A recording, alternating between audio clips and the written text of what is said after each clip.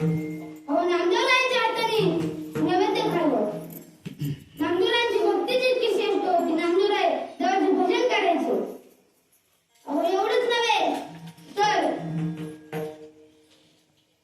आपले श्री संत तुकाराम महाराज जातानी ती माती सुद्धा विठ्ठल विठ्ठल बोलायची. तुकाराम महाराजांच्या पायाखालची माती सुद्धा विठ्ठल विठ्ठल बोलायची. अहो एक दिवस तुकाराम महाराज आणि तुकाराम महाराजांच्या पत्नी घरी बसलेल्या. तुकाराम महाराजांच्या पत्नी तुकाराम महाराजांना म्हणतात की तुम्ही कुठे जातात, कोणत्या डोंगरावरती जातात मला सांगत जा. कारण की तुकाराम महाराजांच्या पत्नी तुकाराम महाराज जेवल्याशिवाय जेवत नव्हत्या. नंतर आजकालच्या बाया नवरा कुडा कोण कुडा आपलं खाऊन घ्या. तुकाराम महाराजांच्या पत्नीने विचारलं की तुम्ही कोणत्या डोंगरावरती जातात ते मला तुम्ही सांगत जा. तुकाराम महाराज म्हणले की तुला काळजी करायची गरज नाही. कारण की मी ज्या वाटेने जातो आपल्या 3 डोंगरांना जायत ना 3 फाटे फुटतात, 3 रस्ते फुटतात. म्हणजे एक फाट्याला 3 रस्ते फुटतात. त्या रस्त्याखालची माती उचलायची. ज्या मातीतून विठ्ठल विठ्ठल आवाज येईल त्या दिशेने यायचं. ज्या मातीतून विठ्ठल विठ्ठल आवाज येईल त्या दिशेने यायचं. त्या डोंगरावरती होतं. म्हणजे बघा संतांची भक्ती किती श्रेष्ठ असतो. आणि आपली भक्ती एक माणूस असतो बरं का. एक माणूस असतो त्याला देवाची देवपूजा करायला खूप कंटाळा यायचा. त्याची घरची त्याला दररोज सांगायची की देवपूजा कर, देवपूजा कर. पण तो कंटाळून एक दिवस जातो शेताकडं जीव द्यायला जातो. आणि त्याला वाटत एक माणूस भेटतो. तू कुठं झाला तर म्हणतो मी चालू जीव द्यायला. तो म्हणतो तू इथे नको जीव देऊ, तू चल मी तुला चांगलं काम देतो, तुला चांगलं राहणं देतो, कपडे देतो, जेवायला देतो, सगळं देतो. फक्त माझं एक काम करायचं. त्याला घरी नेतो, बसवतो आणि सांगतो की तुला काय काम आहे, फक्त देवाची देवपूजा करायची. तो कशाला कंटाळून झालेला देवपूजाला विचारा.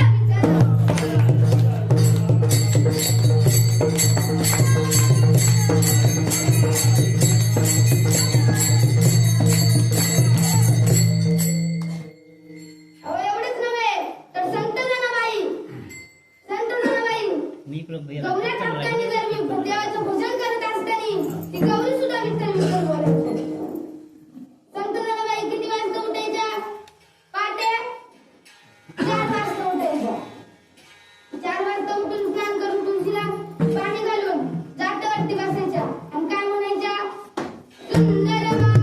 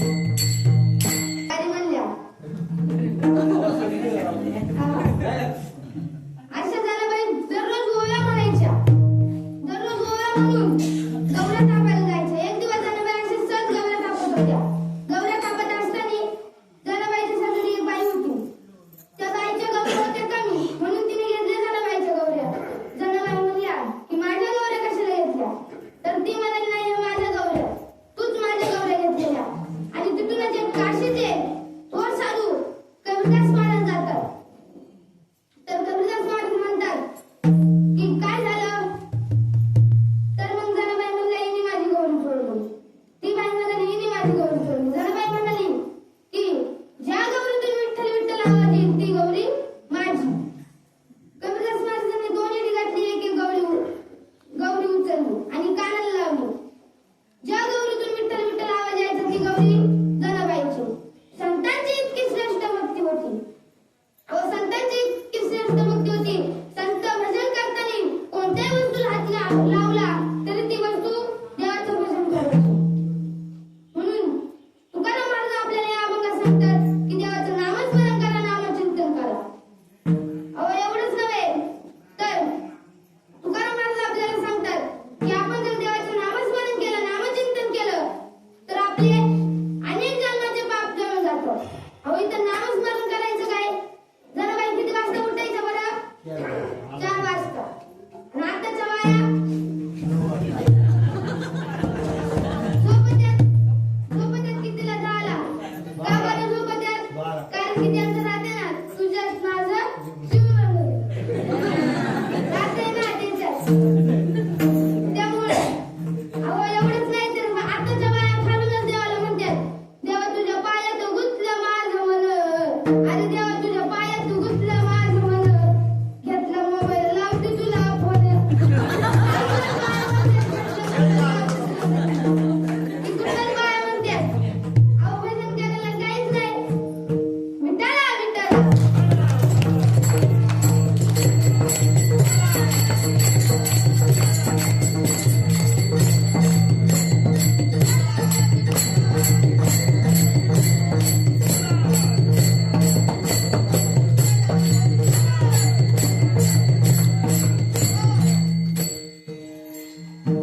देवाने आपल्याला सुंदर असं मंदिर कशासाठी दिलंय? भजन करता.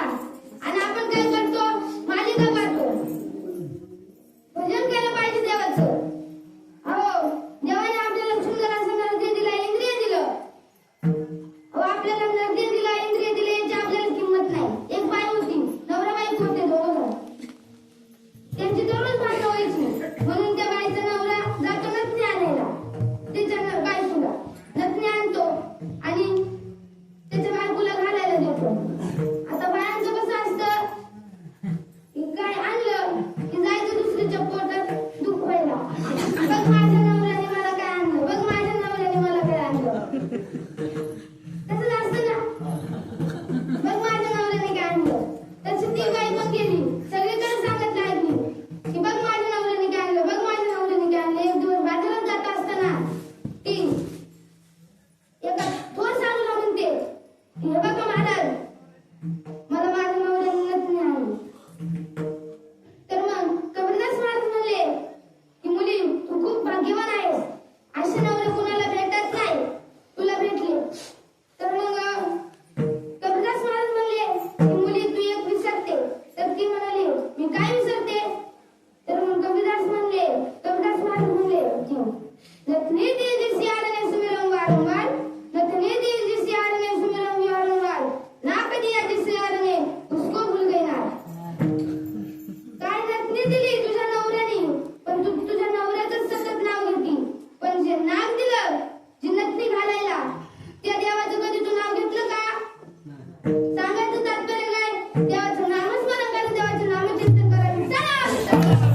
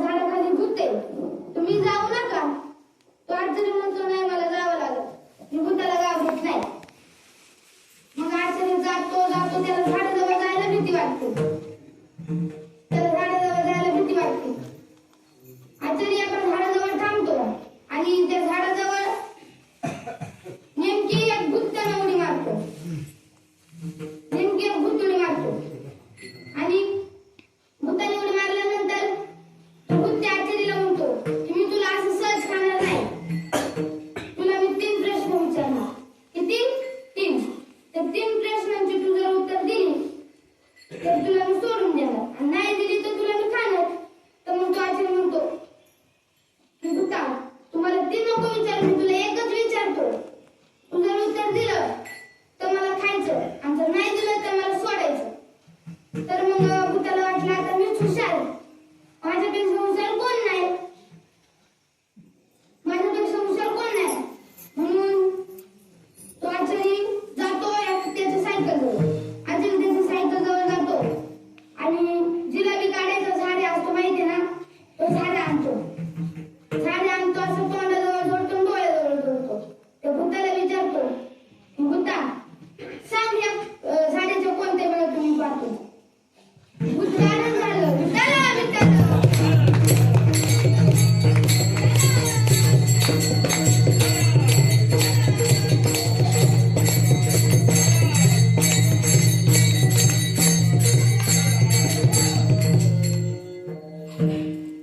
म्हणून देव किती चतुर आहे. चतुर होतो शिरोमणी गुणाला म्हणण्याचे म्हणून धन्य तोची मित्र. देव खूप चतुर आहे. अहो देवाला आपण फसवायची गरज नाही. अहो देव आपल्यापेक्षा हुशार आहे. देवाने आपल्याला बनवले म्हणजे देव आपल्यापेक्षा किती दुपटीने हुशार असेल. अहो देव खूप हुशार आहे म्हणून देवाला फसवायचं नाही. देवाची भक्ती करायची, देवाची भक्ती करायची. देवाची भक्ती करायला आपल्याला भाव लागतो, भाव लागतो. तुम्हाला रामायणातली एक गोड उदाहरण सांगतो. अहो श्रीराम प्रभूंचा वनवास झाला. त्या वनवासामध्ये कोण कोण होतं? श्रीराम प्रभू, लक्ष्मण भैया आणि सीता माता. पण खरं सांगायचं झालं तर खरं वनवास लक्ष्मण भैयाचं झालं. कारण की वनवासाला निघताना आणि लक्ष्मण भैयाच्या पेक्षा जास्त लक्ष्मणाच्या पत्नीचा वनवास झाला. तुम्ही म्हणसाल महाराज कसं काय? मी सांगतो थांबा. तर मग लक्ष्मणाची पत्नी कोण? उर्मिला. लक्ष्मणाची पत्नी उर्मिला वनवासाला निघताना श्रीराम प्रभूंबरोबर सीता माता पण निघाल्या. मग उर्मिलाला वाटलं की आपल्या पतीबरोबर आपल्याला पण जावं लागेल. तर मग उर्मिला लक्ष्मणाला म्हणतात की मी पण येऊ का तुमच्या बरोबर. तर मग लक्ष्मण म्हणाले की नाही, तू जर आली तर माझं मन माझ्या भावाच्या सेवेमध्ये लागणार आहे, म्हणून तू यायचं नाही. तर मग उर्मिला म्हणाली की बरं मी येत नाही, पण तुम्ही 5 मिनिटं इथे थांबा. पहिल्या काळी रणांगणात योद्ध्याला जाताना माता माऊल्या उभा वाढायच्या. आता नवरा पुढे जातो, पुढे दारू पितो, पुढे परतो, तपतच राहिला. बायकांना काय खात्यात आणि तुझ्यात मागे बोलला. मग उर्मिला माता आतमध्ये जातात. पहिल्या काळी ओवाळ्याच्या ताटात काय काय असतं? हळद, कुकू, दिवा असतो. दिवा असल्याच्या नंतर मग उर्मिला माता दिवाण ते घेऊन बाहेर जातात. बाहेर गेल्याच्या नंतर आपल्या राम प्रभू निघाले म्हणून लक्ष्मण भैया पण लगेच निघाले. पहिल्याच्या काळी असं होतं की दिवा ताट ओवाळायच्या नंतरच ताट घरात नेते, नाहीतर तसं ताट घरामध्ये नेत नाही. पहिल्याच्या माता माऊलींचा लय विश्वास होतो. अहो इतिहासातलंच उदाहरण तानाजी मालुसरे त्यांच्या पत्नी ओवाळतानाच दिवा विझलेला आणि तेव्हाच तानाजी मालुसरेंच्या पत्नीला कळलेलं की आपले पतिदेव वापस होणार नाही. एवढा देवाच्या माऊलींचा विश्वास होता. उर्मिलेचं पण तसंच झालं. अहो राम प्रभू वनवासावरून येस तोपर्यंत उर्मिला दारात ताट घेऊन उभी होती. आणि लक्ष्मण भैयाचं वनवास कसं काय झालं तुम्हाला सांगतो. कारण की ज्या वेळेस राम प्रभूंना लक्ष्मण भैया फळं आणायचे आणि राम प्रभू खाऊन घ्यायचे. पण राम प्रभूंनी कधी विचार केला नाही की लक्ष्मणाने बोरं आपले फळं खाल्लेत की नाही. कधीच विचार केला नाही. म्हणून खरं वनवास लक्ष्मण भैयाचं झालं. आणि लक्ष्मण भैयाने पण कधी खाल्लं नाही. कारण की त्या राम प्रभूंच्या सेवेमध्ये